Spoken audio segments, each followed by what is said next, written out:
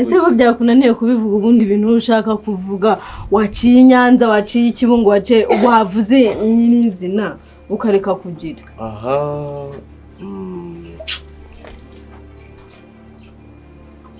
vuga ureke guca Nyanza nibyo twari turimo tuvugana rero oya winyifatisha vuga icyo ushaka kuvuga vuga icyo ushaka kuvuga no munsi ngira ngo aho wahereye ng'inkweto za Karimunda ngamazi nagira ngo nguheke yada wa mugabo we turaziranye iminsi tumanye ntabwo ari mikeya vuga icyo ushaka kuvuga birashoboka ko nyine kubera kubona aho tubuye nkakubwira icyo tuntu tudukaye ntajyaga nko guha uratunguwe hari icyo ushaka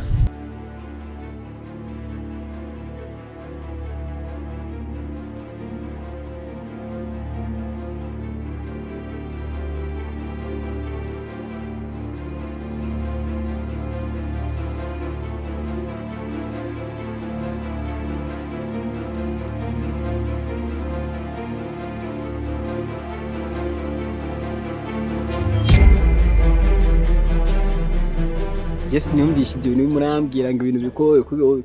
ibiki bikuba abandi bitaba nongeye mba nanumiwe niba ari nge nyine bibayeho niba nabandi bagiyeyo bibabaho ngewe subizi ko ntuzayabuze Kaliza ndabizi kandi namakuru mfite ngo na murumuna we n'ura mukuru we nawe ngo ntagakiba hariya nawe yarabuze wasi arukubona ku ishuri se ahubwo nanjye njya mbyibaza muri ino minsi ariko ubundi njyewe urumva hari ibintu bimwe njya nkeka urumva nkatwe turi abakene ndareka byemera sibyo mwebwe nkamwe muri abakire mufitanye kwica akantu ka communication muturusha nyine nibyo ndi gukubwira iyo communication irahari ndavuze ati Kaliza ntakiza kwiga uwase nawe ntibazi n'ahantu yagiye baranamushatse mama we yararize yaranihanaguye cyangwa barashatse yarashatse abana babo bakiri muri ibigoryi hari ukuntu mugenda mugashaka nimwe nabwiye n'ababyeyi kwera kunanirana ko uriya mukobwa yite n'ukuntu yambaraga asanga yarashaka yanashaka njye narabishyigikira none usumva ibimbayeho ndavuze ati Kaliza ari inshuti yacu urabizi kuva kera cyane rwose uriya mwana w'imba mbona yitonda ndavuze ati umukobwa akaderuka kuza ku ishuri wenda n'ubwo bamukaniraga yanyuzagamo akiyiba akaza nyuma ya saa sita imirimo yamubanye myinshi ndavuze ati kangende njye kureba impamvu ataza ku ishuri gusa ikibazo cy'amatsiko ngemba nibaza gutubunda abana b'abakire babakanira nk'aho ari bo bakabaye bafite freedom ubundi bariya nibo bana bishyura amafaranga meza hariya kuri kiriya kigo urumva ntibaza impamvu ahubwo bataza kwiga kandi babishyura amafaranga twebwe tuyishyura rimwe na rimwe uriya mwana niba iwabo baramutoraguye niba yaraje nk'ikivejuru ngiye byaranyobeye baramutoraguye se urabizi noneho ngeze iwabo nsanga indi ninja irayo ni ninja ntago ari umuntu wabareye nsanze y'umukobwa kubanza ko bafite abana batatu se uwo wundi wa kane navuye he n'undi mukobwa w'igikara mugufiya ukumva usutse uriya mukobwa umva ikiye bujya kure bamwita n'ubundi abantu b'ibikara babiyemera bamwita Niki ariko niba uzi uwase ntabwo uwase yari shitani wowe muramukazi wa shitani arambwiye nanjye nihagararaho ndavuga ati so uyu mukobwa mana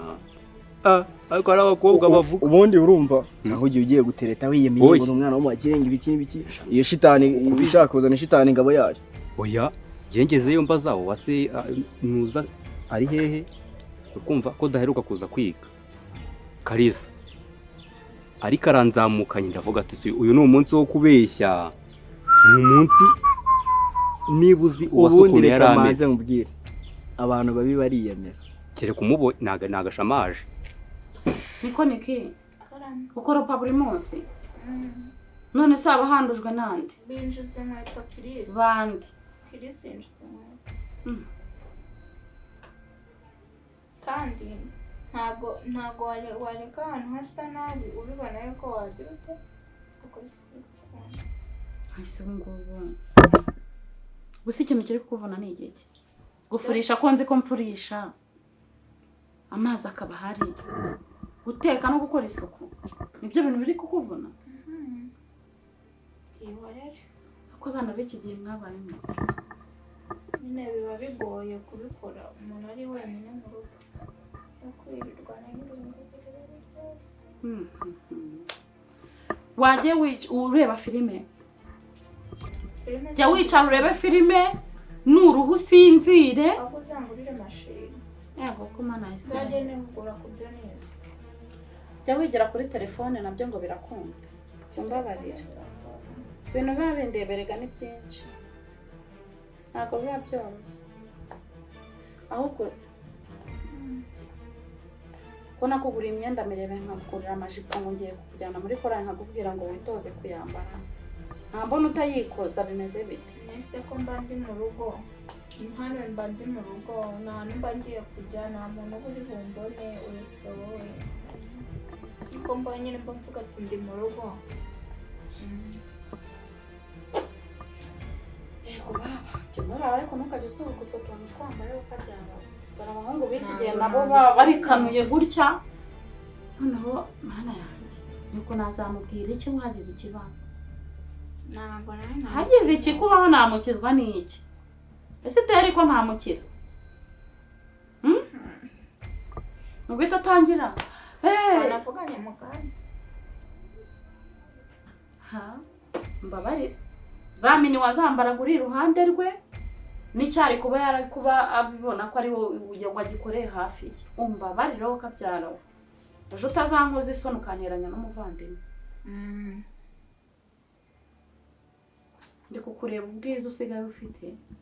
nareba noneho utwo tuntu uri kugenda wambara nkahita numva ubwoba bunzamutse mu birenge nkumva umubiri wanjye usheshe urumeze izina ry'Imana nagashamaje gusa ni igiki kuri we cyatuma ajya mu yemere gutyo niba ari we mushizi w'isoni wa mbere mbonye bamukobwa n'umushizi w'isoni cyane umwuzukuru wa shitani ako nago yaba ari uriya mama ni umukozi se bari umuko ikibazo mbonye nuko yagangaraye mu ntebe ajya ngo nize kandi ubusanga abakozi bibereye mu bikari ubwo no iwabo ese urumva barenza iki nese abo bana turanye baragiye reka bone ngimanzi mwibarisi ko ngewe dushaka kuba tugiye kumara nk'amezi nk'abiri bari abana bose bataza ku ishuri cyane abiranye bitewe n'igihe bagendeye cyangwa shangiye ibintu mba nkeka wasanga barashatse shani barabitubwiye kandi Kaliza arakundanaga na Kim ewe wa mudahamba n'ukunda abakobwa kuri data Kim ntago yashaka igize isaha reka nkubwire uriye ko yazashake byasaba ko Satani azaba yazamutse akaza hano ku isi akavuga ati ngiye kuguhereza isezerano ryanjye mwana wanjye ukwiye ku bintu byo gushurashura ugiye gushaka none tubigenze gute ibyo ni isezerano wahaye bari abantu uko ari babiri njyewe nitayeho ni Kaliza niwe wari inshuti yanjye mwarakundanaga se ntabwo bakundana yakundanaga na Kim man ndabizi gute umwitaho nkaho uri umugabo we huko ariko mba niba uriya mwana niba yarahuritse mani wabo arya ntabwo urajya iwabo wabareyo maca gutya nikomereza n'ubu nabwo ubona Claudine urumva wepfa kwa murokore umunsi yari afite bidi nyine arambwira ngo sikujyeho njye kujya kwivumbira njye nimba uzabaze Ange wagiye iyo nawe ibintu bamukoreye ari wari kubaza n'abantu mwese mugiye murawe n'ibyago nta muntu urajyayo ngave muri rugo avuga ati uru rugo ni urugo rwiza rufata abantu neza ukuntu ari urugo rw'abakire se mani ujya mbere ukavuga ati ngeze ibwami wenda nahabona hari igipangu kirenze iki ariko jewe akuri hari n'umukozi yahita kuroga umuntu nsanze hari n'umukozi yahita kuroga kwipfi rugari n'urw'abarozi ngiye singi yari inkanga ubwo rero ahubwo ngiye reka mbwira urumva wowe urimo uranindira urumva ubone ubundi turibuze kujya guhuza kagende njye kuvumba hariya hantu urano ugiye kuvumba mfasha nihe kwa Claudine mwana oya ara nago duhuza ntago muhuza wowe turavugana uvuyeyo nituza guhura ubwo turongera tubiganiraho twumve niba twazasubira cyangwa akongeye gusubira biragoye ako ngiye nazana guherekeza none mani ngiye tukagenda none ngiye narabyimbye uko nabibona mani nagenda narabyimbye gutya ngende njye kuvumba urumva bamenaga ari kuvumba kuko baranumiye ubundi turebye hari byo none ubwo turaza gusubira nari biturasubiye sawa nari bije sawa manze kikande ibyari byo mani wasanga akarugiye kwifatira erega yanyica ntabwo nanjye nabitinyaka yanyica urebye ukuntu amamagara buri munsi anyihaniza sinzi ikintu namubwira sinzi icyo nzi cyo hacu wambaye ariko uzi ukuntu tuba dufite impungenge umubyeyi yabyaye umukobwa maze kubona yuko atatuza cyakora abanza mba numva nzatuza numva muri ku bagabo twabashingiye cyo nzi cyo buri uyu mubyeyi washingiye umwana we akabona mwambitse ikamba shaka kwiye guserebura pe uzayambarara sigaye ndyama no gusinzira sinsinzire ku bwanyu uzayambara ya twese hano hari gendo utakariza yazanye ikinyendaro nk'aho wase yazanye ikindi nawe noneho nkumva ndahahamutse burundu hano havuye umusore ngo iki hano havuye umusore w'inzobe yaraje kugusura se reka ushaka Kaliza namukate se Kaliza uramushakira iki ngo ndashaka Kaliza ngo ndamushaka cyane nyine sinzi ibintu yamushakiraga mbabarira ndamukati Kaliza ntago akiba hano ako Kaliza ntimwamubeshye se ngenda kubeshyera iki none se oya ushobora kuba wenda utekereje yuko kubera ko muganirije icyo kiganiro ukaba utekereje ko wenda uwo muhungu namubonye cyangwa se ari n'uwabimbwiye warangiza ugahita ubihirikira nde kuri Kaliza mutekereje yaje ambaza Kaliza nanamubwira nabi ko yaje dukoze ibyo ariko rurambye mujye mu rukinga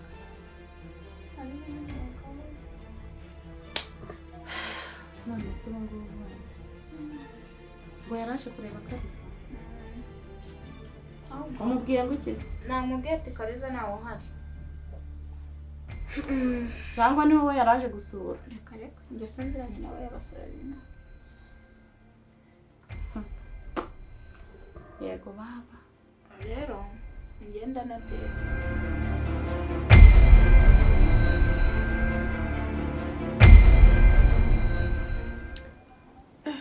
umunaniro kubyuka ubusubire n'umumagaye nawe kandi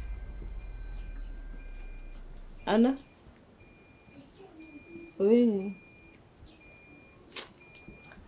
mera neza se byahe uyu mugabo aba yanyoroheye uzi kugira ngo ugire umugabo umusabe kugira ngo mubyarane abyange kandi nta yindi mbogamizi koko amafaranga arahari pe nta nubwo bihuye n'uko ahashize hari hameze nawe si ubu ngubu ndakora n'ubu ndananiwe dore mvuye mu kazi pe unavuyeyo ndaza ndaryama dore ubu nibwo nkibyuka sinzi naho yagiye namusize muhira pe gusa mbirimo ndiho ndakomeza mwinginga ngo ndebe ko twabyara undi mwana ariko reka da yarananiye pe neza rero n'ubundi iyo muganira cyangwa iyo mbimubwiye ubona ko afite nk'ikintu runaka ariko akaba adashaka kukimbwira pe si yakari mu nda hageze si mukuru dore segonderi arenda kuyirangiza ndamwinginga tubyara undi mwana ubushobozi burahari ntacyo tubuze yewe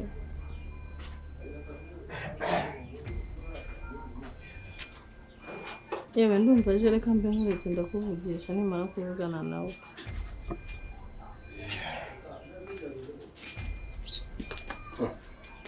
ariko mbonye ukamukupa se bimeze bite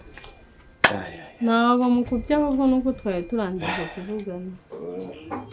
meze neza se nanjye mvuye ku muhanda natembereye wari koza udukweto se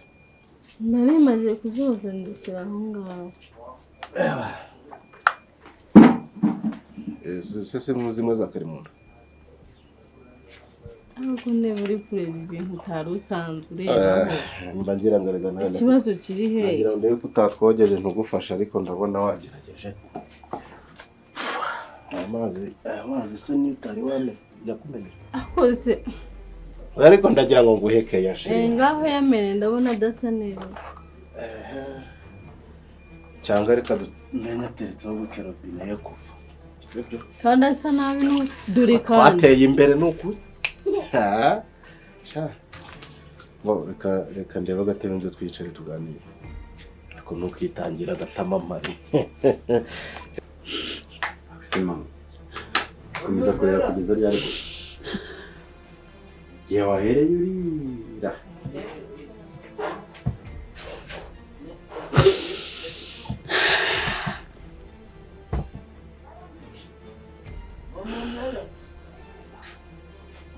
None sigo.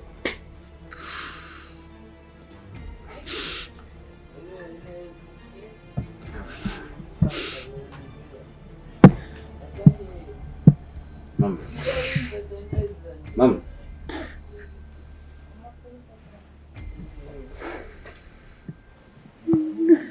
Kuko wabwira guta abana babiri bagendera rimwe bakabura koko.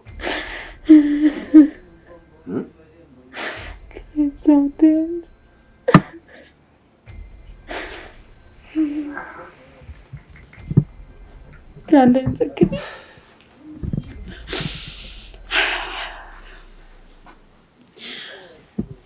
Kamana we,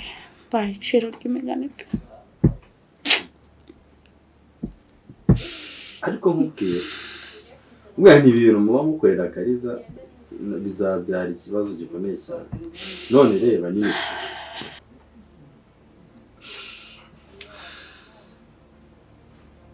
urakomeza kurira ugeze ryari igihe wahereye urira.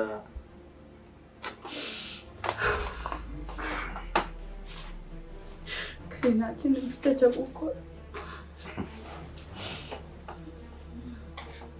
Ariko narakubwiye ibintu byo kutantega amatwi ngo wumve icyo nshaka kukubwira ukabura aho ngaho uri muri business. Ariko kiri waretse kunze akagahinda numva mfite gahaje. Nyine bidukoze.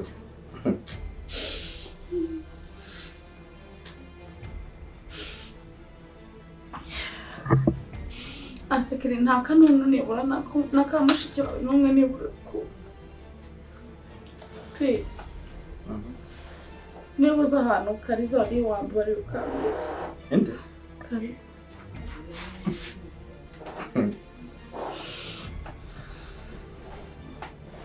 Hano se Kaliza nawe? Abandi twumvikana. Kaliza se nawe mwana noneho. Nibyo nakubwiye nturebe ubundi wifashe gutamabona neza. basize uyu munsi ndeba utahanye ibinyamuneza uyu munsi hari ukuntu uri bongere. Reka nzana agatebe nkubwire.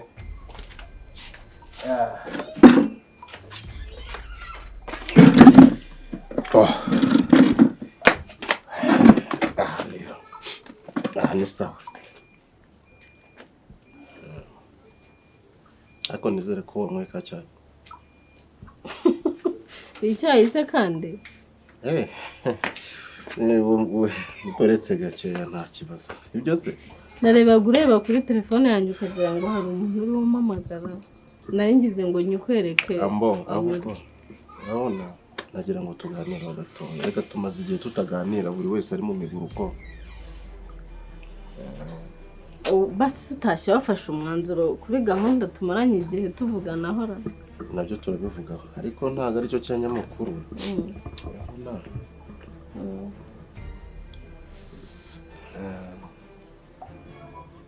Ako nibyo. Twende babuze ibyo uvuga wabuze ibyo ufata ikibazo kiri. Erega biba byambanye byinshi. Urareba mfite umuntu nkawe se na biba byabaye byinshi. Ahubwo urabona kera.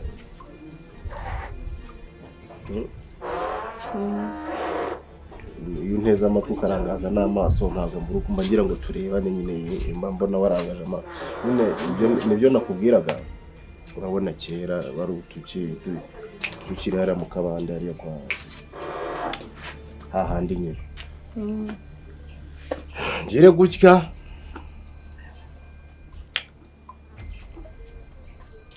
ko mbona uhindutse. Nguteze amatwi ndeho ndakumva.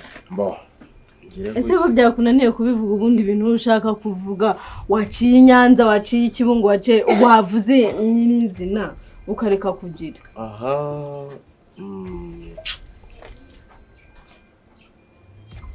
vuga ureke guca Nyanza nibyo twari turimo tuvugana rero oya winyifatisha vuga icyo ushaka kuvuga vuga icyo ushaka kuvuga no munsi ngira ngo aho wahereye ng'inkweto za Karimunda ngamazi nagira ngo nguheke yada wa mugabo we turaziranye iminsi tumanye ntabwo ari mikeya vuga icyo ushaka kuvuga birashoboka ko nyine kubera kubona aho tunguye nkagukubita utuntu tudukeya ntajyaga nko guha uratunguwe hari icyo ushaka iyo ufite icyo ushaka ntago njya reka mbikubwire nyine nibyo ndi kubwira kera tukigira gutyo hari ukuntu umuntu nakoreka tugiwe ahubwo Karimunda mutumye ku baturanyi ariko igihe Kaliza atabaye umwana n'iryawe igihe nakinaga kuganira nawe batuganira kanyana nese ndi mukasa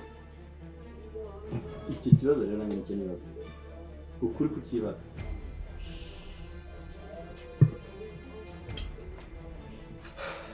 ariko kuri wambara ukambwira ahantu umwana wanjye ari kuhaza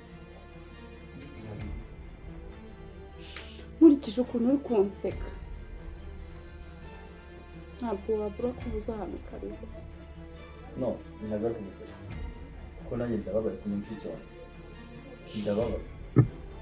sikoreye amakosa yo kubura kwa Kaliza nta wundi yashinze uretse wowe kandi ibi byo noneho nturizwe na Kaliza unyangagirizwe na Kaliza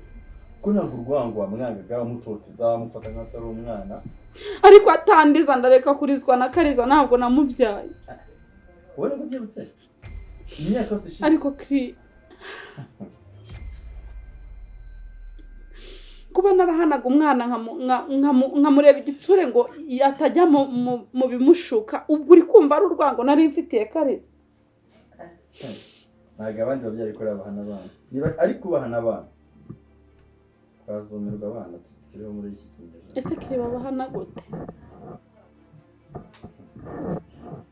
fata umwana ukamufata nk'atari uwawe ko ni indaya ngagira gute uzi inshuro umubuza kujya ku ishuri mwana we ku kabage kiza se yiganaga reka twumvikane uzi ko ari igihe wafataga Kaliza kugira ngo n'umwana ahane hakibaze kubibona none kugira aho umusumbishane ni umwana wa murumuna wawe akaruta agaciro wabyaye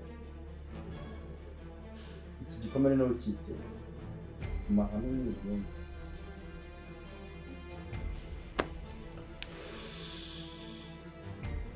basi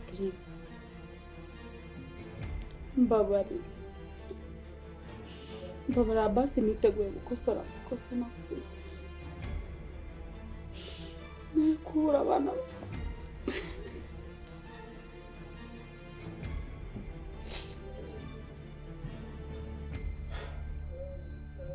kiringirira impuhwe niba uzi ko nakubyara mbabarira amakuru yaho kare ariko ko ntabwo wahaye iyo uza kumenya agaciro k'abana bawe kumenya agaciro ka Kaliza kirinda bakunda byaragaragaye kandi uretse kurira ntabwo kurira biri butume baza kureza biratuma baza ariko kire uretse kuntera amabuye nawe hari amakosa ufite ubwo nacururutse ku bwawe se ntabwo ari we watumye atarongera byose bishingiye kuri nde byose byahereye kuri nde si wowe ngo umubyeyi wacu tukubwira ati mama basi dumwe tuganire twicare nk'umuryango tuganire kiri mama hirwe yanyu mumbwira ahantu Kaliza arimo sora amakosa nakoze ntazi nakawe ndi kubaza ntabwirwa n'iki ko tabwirwa n'umushinga kiri wimakanira niba baramushinga niba byaragenze gute twabwirwa n'iki urwango mwamwaga ese ubundi ni karihe ni kiwari ko wenda yaba afite amakuru yawe mama rero ni na stress ntayafite basi ndakumva waretse ingingo ko wumva ntari mu nzu nziza uri ndi mama wawe